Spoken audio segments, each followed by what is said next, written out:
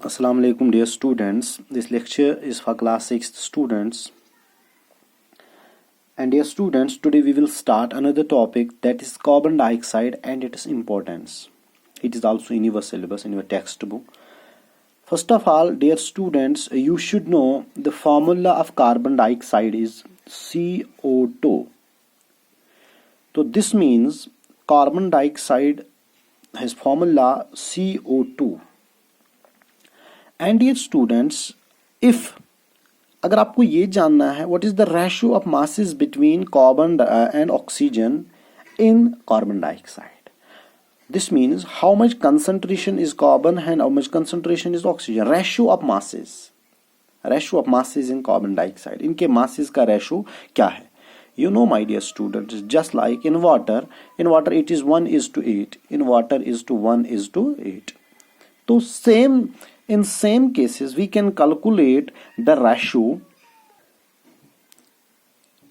We can also calculate the ratio of carbon dioxide. You know, my dear students, carbon exists in many isotopes. It has two forms. Now we will give an example of carbon has atomic mass 12. Atomic number is 6, atomic mass is 12. Atomic number is 6, atomic mass is 12. And oxygen has atomic mass atomic number 8, atomic mass 16, but it is O2. 16 into 2, it is 32. इधर 12 plus अगर हमें इसका मास निकालना होता है ना carbon dioxide का, it is 12 carbon का, एटॉमिक नंबर 6 है तो एटॉमिक नंबर 6, एटॉमिक मास 12 है. ऑक्सीजन का atomic number 8, atomic mass 16, but it is O2, it is 16 into 2. 12 plus 32, ये हो गया 44. तो 44 atomic mass unit carbon dioxide का एटॉमिक मास यूनिट है. तो इसका, लेकिन अगर रेशो देखेंगे, अब कार्बन का 12 है, ऑक्सीजन का 32 है, O2 का 32, ऑक्सीजन का है सिर्फ 16, but it is O2 16 into 2. तो जब रेशो देखेंगे 4 3s are 12, 4 8s are 32, तो रेशो इसका जो आता है इट इज 3:8. ये आपको याद रखना है. तो ratio of masses in carbon dioxide between carbon and oxygen is 3:8.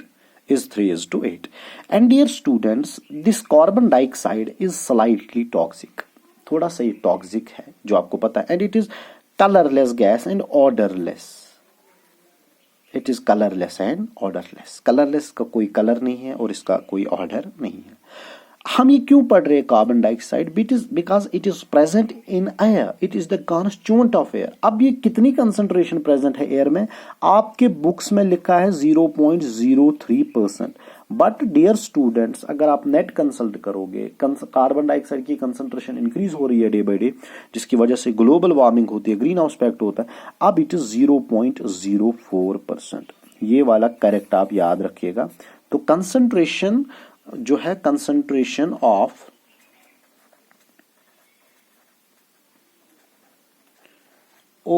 CO2 in air, air में कंसंट्रेशन जो ऑक्सीजन की है वो कितनी है? वो 0.04 है. और म्यून गोबर जो ये कार्बन डाइऑक्साइड है, it is a green house gas. It is a green house gas because green house gases are those gases जो ग्रीन हाउस इफेक्ट करता है. जो green house effect, just like carbon dioxide है, methane है, nitrogen dioxide है, water vapours है, these are all green house gases. And carbon dioxide is also included in a category that is called, it is a green house gas. तो global warming, जो हमारे अर्थ का जो temperature है increase हो रहा है डे बाई डे, जो अर्थ का टेम्परेचर इंक्रीज हो रहा है day by day, it is average. अगर आपको सिंपल में ग्लोबल वार्मिंग की डेफिनेशन चाहिए, ग्लोबल वार्मिंग हम बोलते हैं it is an increase in average temperature of earth surface. Average temperature से थोड़ा इंक्रीज हो जाना, तो इसको कहते हैं. ये नहीं आज है 25 डिग्री, कल 30 होगी तो देखो ग्लोबल वार्मिंग नहीं, जो एवरेज टेम्परेचर है. अगर एवरेज टेम्परेचर 23, अगर इसमें स्लाइट इंक्रीज हो गई तो एट दैट टाइम हम कहते हैं ग्लोबल वार्मिंग. तो कार्बन डाइऑक्साइड भी ग्लोबल वार्मिंग करता है. समझ आए? एवरेज टेम्परेचर जो अर्थ का है इंक्रीज करता है. तो ये जो कार्बन डाइऑक्साइड है ये ज्यादा रिलीज कहां से होता है? ये इसकी कंसंट्रेशन इंक्रीज क्यों हो रही है डे बाई डे? इसकी कंसंट्रेशन हमें ज्यादा नहीं चाहिए बिकॉज ग्लोबल वार्मिंग करता है. जब ग्लोबल वार्मिंग होगी तो फ्लड्स ज्यादा आने के ग्लेशियर्स मेल्ट हो जाएंगे, वेजिटेशन हमारी इफेक्ट हो जाएगी, डेजर्टिफिकेशन होगा, मतलब जो हमारा फर्टाइल लैंड है ये डेजर्ट में कन्वर्ट होगा, बैरन लैंड बन जाएगा जब टेम्परेचर ज्यादा होगा, बिकॉज सूख ड्रॉट्स आ जाएंगे ना ज्यादा, समझ आए उनमें उनको। तो ये जो कार्बन डाइऑक्साइड है ये ज्यादा कहां से आता है? Usually CO2 comes from combustion purposes, from combustion purposes, from combustion purposes. combustion मतलब तो यह कि वो burning of fuels, burning of fuels, ये पॉइंट तो समझ, अगर न तो combustion ही समझ। कंबस्शन किसको कहते हैं? कंबस्शन वो प्रोसेस है जहां पे हम किसी सबस्टेंस को जलाते हैं इन प्रेजेंस ऑफ ऑक्सीजन। हमने वुड जलाई, लकड़ी जब हम जलाते हैं या कोल जब जलाते हैं, इनमें कार्बन प्रेजेंट होता है। क्या प्रेजेंट होता है? जब हम इनमें जलाते हैं ना तो गैस जो रिलीज होता है वो कार्बन डाइऑक्साइड, या गवर्नमेंट बुखार गैर जालन, बुखार है ना लकड़ी के, वहां क्या होता है, वहां कार्बन डाइऑक्साइड इंक्रीज होता है, तो हमारे कमरे में फिर गर्मी होती है, समझ इवन। तो अगर आपको कोई बोलेगा तो वन से इंडस्ट्रीजों तो फैक्ट्रीजों पर सु कार्बन डाइऑक्साइड नेरा, मगर वहां कहां से? जब हम कंबशन करेंगे किसी फ्यूल को, बर्निंग, हाँ, petrol, diesel, kerosene, wood, coal, coke, charcoal, ये भी जो भी जलाएंगे ना हमें उनको, तो कंबस्टन पर्पज से कार्बन डाइऑक्साइड हमारे एटमॉस्फेयर में चला जाता है, समझ इवन। अगर इसकी इंपॉर्टेंस की बात करते हैं, आपने नाम सुना है फोटोसिंथेसिस का, फोटोसिंथेसिस का नाम आपने सुना है। फोटोसिंथेसिस आपको बायोलॉजी सर ने अच्छे से पढ़ाया होगा। फोटोसिंथेसिस वो प्रोसेस है जहां पे प्लांट्स खुद ही अपना फूड बनाते हैं। ये वो प्रोसेस है जहां पे प्लांट्स अपना फूड खुद बनाते हैं। कैसे? म्यून गोबर, उस फोटोसिंथेसिस में कार्बन डाइऑक्साइड का रोल बहुत जरूरी है। तो फॉर एग्जांपल वहां पे कार्बन डाइऑक्साइड और म्यून गोबर water in presence of sunlight mix होती है और बनाते हैं म्यून गोबर क्या, ग्लूकोज, ग्लूकोज बनाते हैं जिसको बोलते हैं हम C6H12O6। ये बनता है जब कार्बन डाइऑक्साइड और वाटर आपस में रिएक्ट करता है in presence of sunlight, C6H12O6, समझ आई मन। तो oxygen is a main important ingredient in the process of, it's a main component in photosynthesis. जब प्लांट्स अपना फूड बनाते हैं और ये ग्लूकोज बनाते हैं, है ना, ग्लूकोज बनाते हैं ये, तो ये ग्लूकोज हमें जरूरत है फिर। तो अगर ये प्लांट्स जो है, अगर ये कार्बन डाइऑक्साइड जो म्यून गोबर नहीं होगा तो फोटोसिंथेसिस नहीं होगी, तो ये अपना फूड नहीं बनाएंगे। जब ये अपना फूड नहीं बनाएंगे तो ग्लूकोज नहीं बनेगा। जब ग्लूकोज नहीं बनेगा तो हम क्या खाएंगे? हम नहीं कुछ खा सकते, बिकॉज वो ग्लूकोज तो आखिर हम ही खाते हैं, प्लांट्स खा के, वेजिटेबल्स, बाकी राइस वाइस खा के, वो ग्लूकोज हम में ही आता है।